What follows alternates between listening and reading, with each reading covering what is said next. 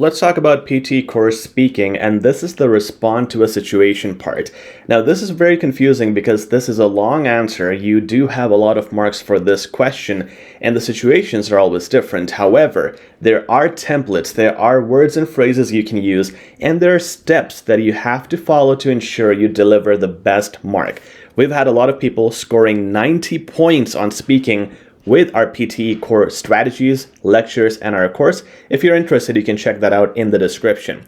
But for now, I'm going to give you my best strategy. You will know all the words and phrases, and especially the steps you have to use to answer this question and practice at home.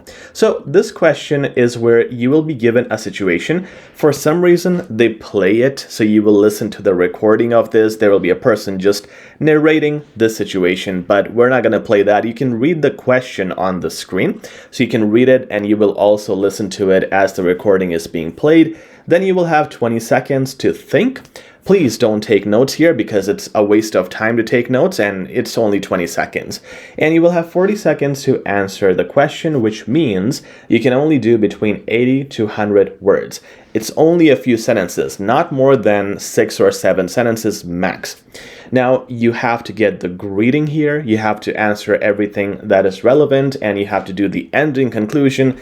Plus, you have to do complex sentences and some simple sentences. You have to do active and passive voice. There is just lots to do. So you have to take it step by step, and we have a complete breakdown for you. Now, you can see the question says, imagine you are in a public library, and while reaching for a book on a high shelf, you accidentally knock over a nearby person's stack of carefully organized research materials and notes. Okay. The person looks distressed as their hours of work seem to be scattered on the floor. You feel responsible and want to address the situation immediately.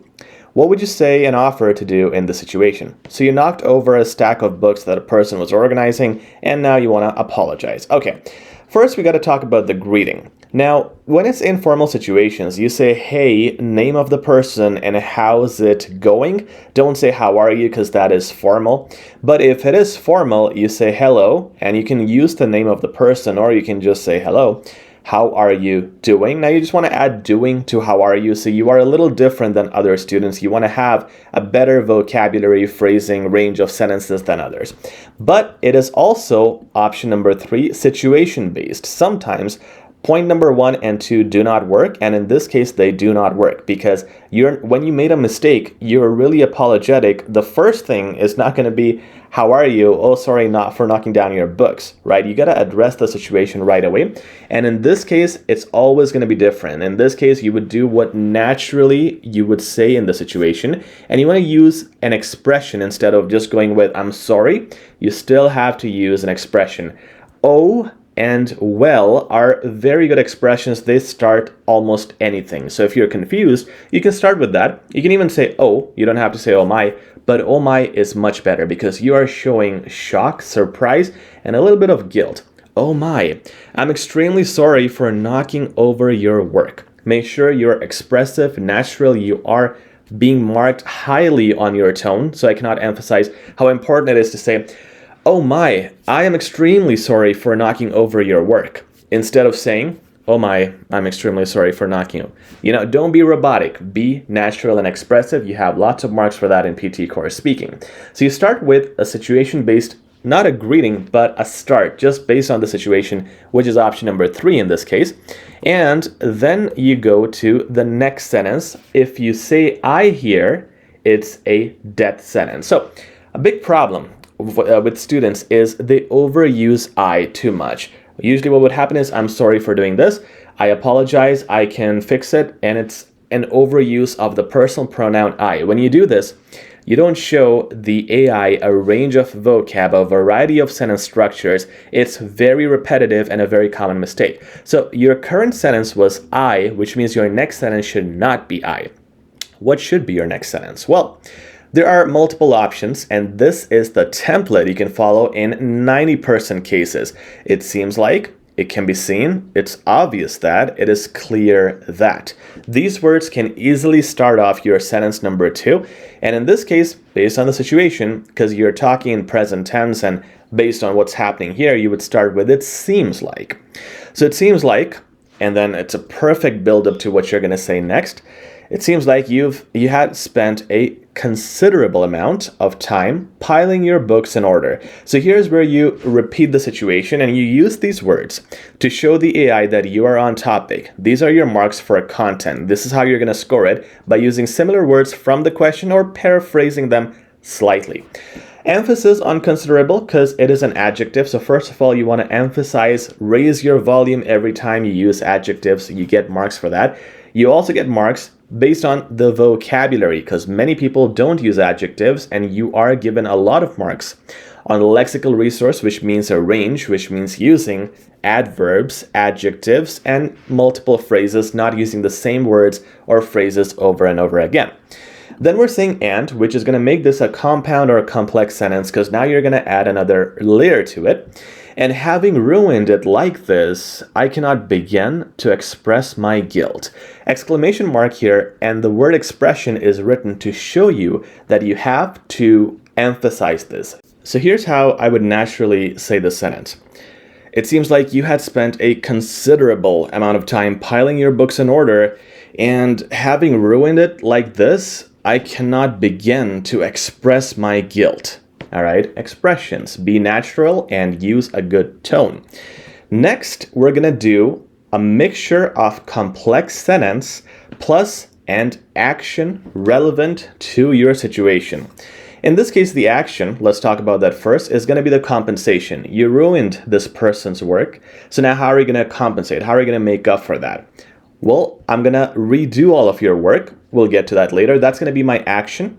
But I'm gonna start the sentence with given that. And given that breaks the sentence into two parts. Given that this happened, part number two, it'll be my pleasure to redo all of this. Don't worry, I'll read that for you. And you can use words like given that, based on, considering. All these words start your sentences in a complex way because they make the sentence divided into two parts. So in this case, I'm going to say, given that I'm solely responsible for this blunder, advanced word, you're not supposed to use basic words. Don't use super advanced words, but at least better than day-to-day life, okay?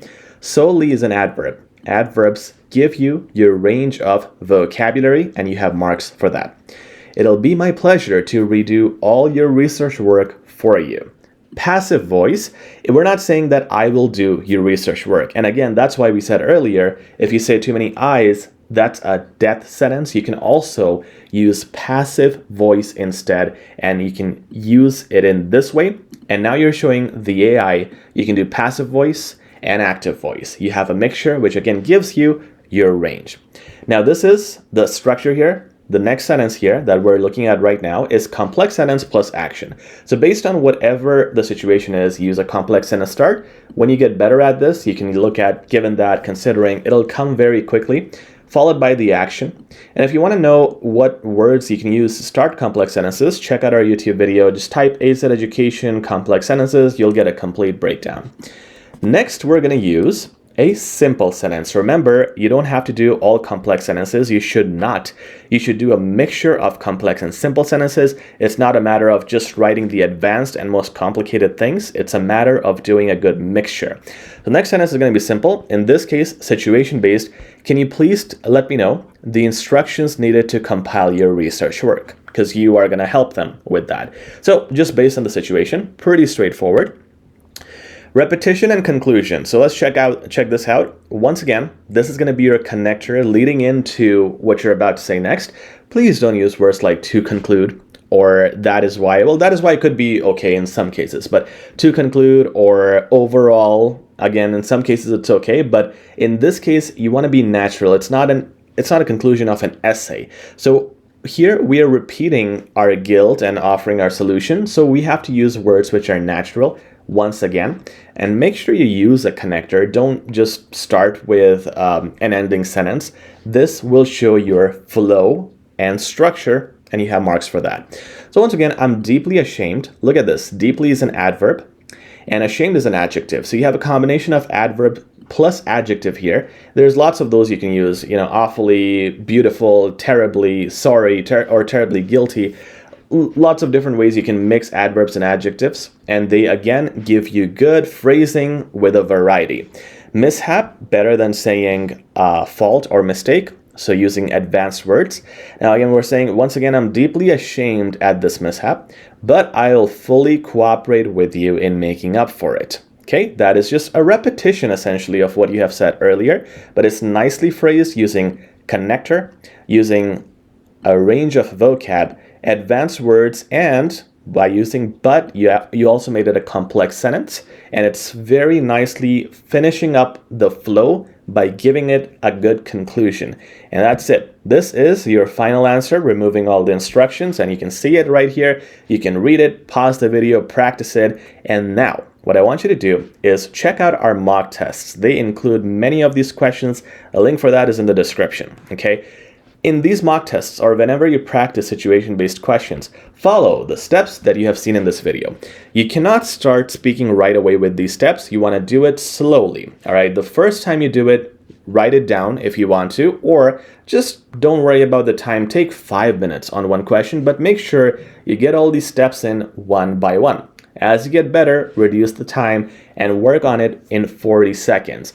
By doing these steps, you ensure you hit all the marks, you're super structured, you give AI everything that it's looking for, from structure to flow to content, and also the vocabulary, grammar, and all those great things.